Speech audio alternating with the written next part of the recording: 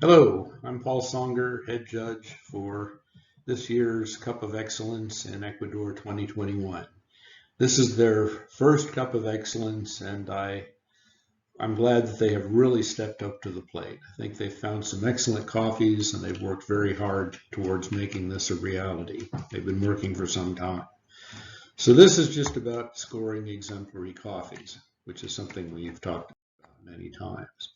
So basically, exemplary is an example of the best that can be produced. And I really feel that they've, as I say, that they've really done a good job here with that. It's the result of a unique set of circumstances and hard work.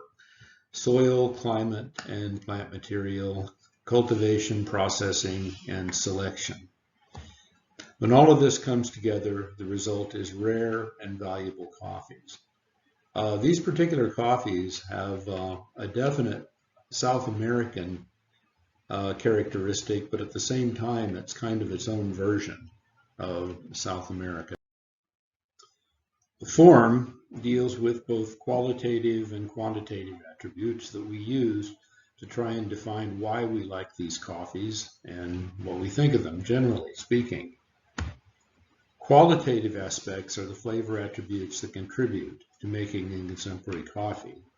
On the Cup of Excellence forum, we've got the foundations, which are clean, clarity, and sweetness. And I'm happy to say that with lots of washed coffees here, the cleanliness is really becoming very important with these coffees.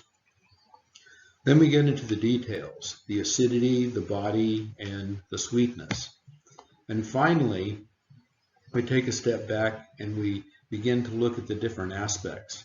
Flavor is the complex combination of the aromas and the tastes and how they compose different kinds of experiences. Like, for example, certain aromas along with a certain acidity and sweetness will give you a lemon. Slightly different aroma will give you orange. They're kind of related to one another, but they're certainly not the same. Finish is also very important. The quality of the finish and the length of the finish. That's something to watch for, I think, on these coffees. Balance is how everything works together. How the coffee works from beginning to end. How the coffee works from hot to cold. And then finally, overall, is our personal judgment. What do we think about this coffee? Is this a great coffee? Is this just kind of a good coffee? Is it one of the best coffees you've ever had?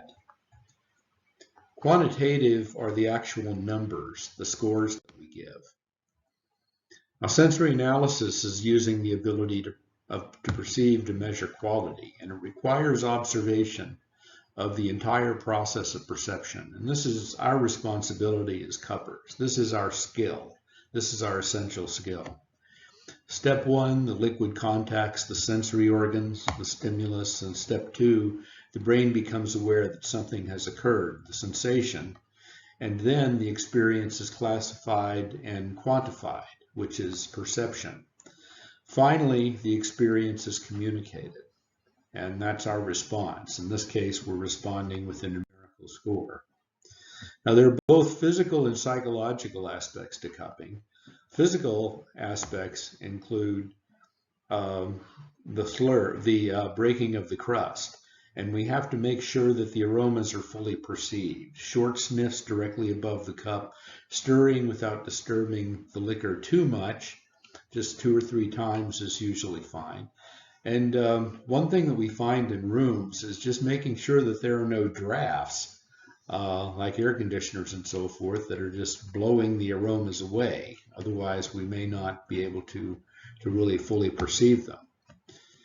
And to ensure that the liquor is fully perceived, we have something called the slurp, where we bring the liquid in so that it hits all the areas of the mouth where perception might occur.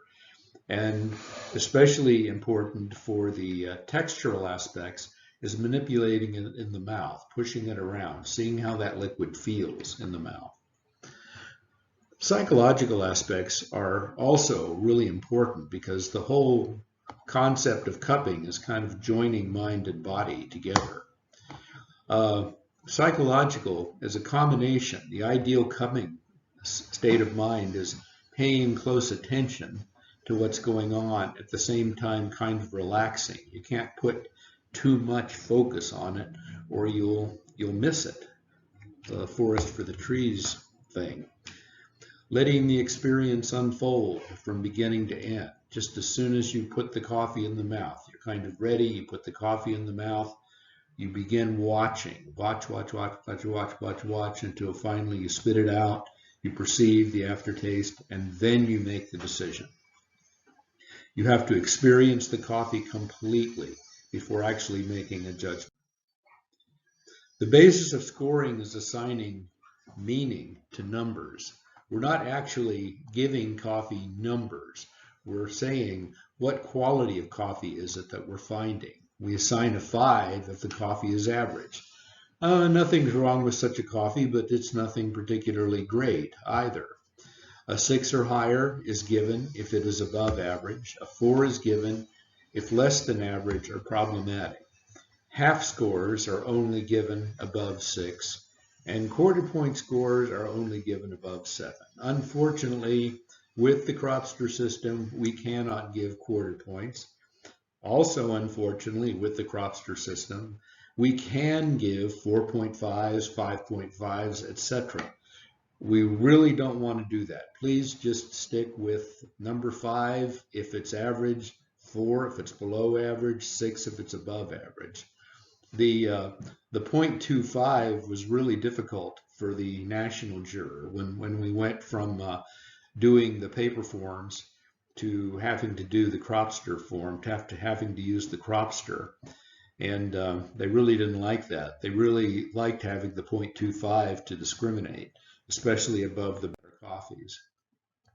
The resulting final scores: commercial coffees 70 to 80, 8.5s equals 70, plus 36 equals 76, 4.5s, 4.6s gets to 80.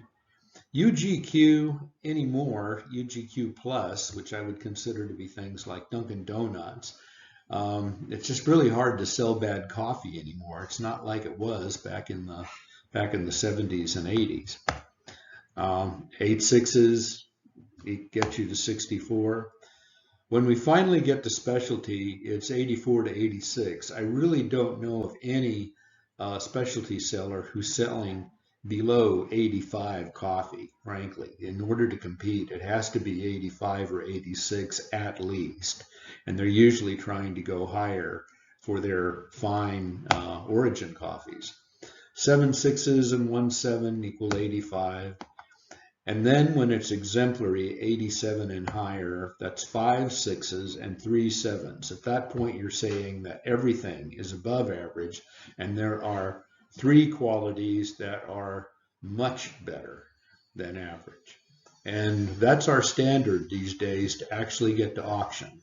So the coffees that are 87 or higher, that you score 87 or higher, those are the ones that will actually go to auction. 4.6s and 4.7s get you to 88. We finally get to the presidentials, 90 and higher.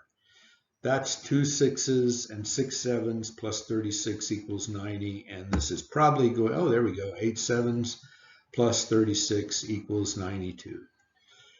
Now, if you want to go higher than 92, you have to enter some 7.5s and some 8s. It's very hard for people to score things at 8. I have given a few 8s. I wouldn't even say several in my 30-some Cup of Excellences. But the 8s that I did give, what it actually means is that you really can't expect this coffee to be any better. This is just really a great coffee, just in terms of the context of how that particular attribute works. You want to hold a good cupping atmosphere, want to maintain a good cupping atmosphere. Break the crust as instructed, dip the spoon after each sip so there's no cross-contamination. Good cupping technique, as we've discussed. Courtesy is always really important. No cell phones, please, no cell phones. Take time to fully experience the coffee.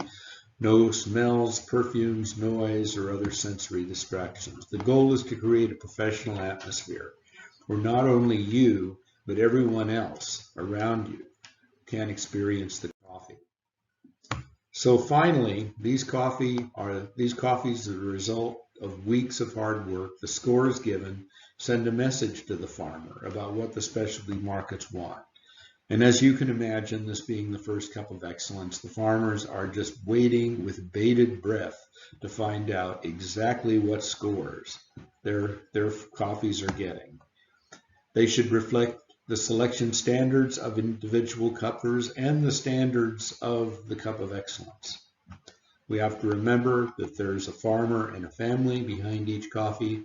At the same time, we have to remember that there's a buyer who is going to appraise the coffee very carefully based on our scores. And finally, enjoy. These are great coffees. I've really loved these coffees. It's just been wonderful. As you know, you have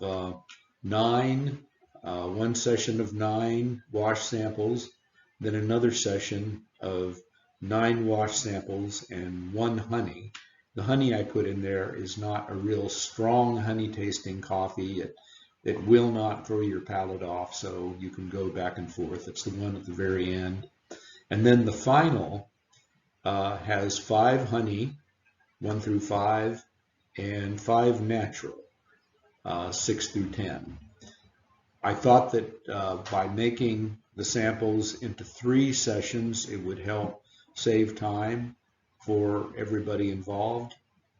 And I also felt like the coffees, they match up pretty well to one another. So I don't think there's going to be any major interference, major palate interference by doing the honeys and the naturals together on that last coffee. So thank you very much, and I hope you enjoy the coffee.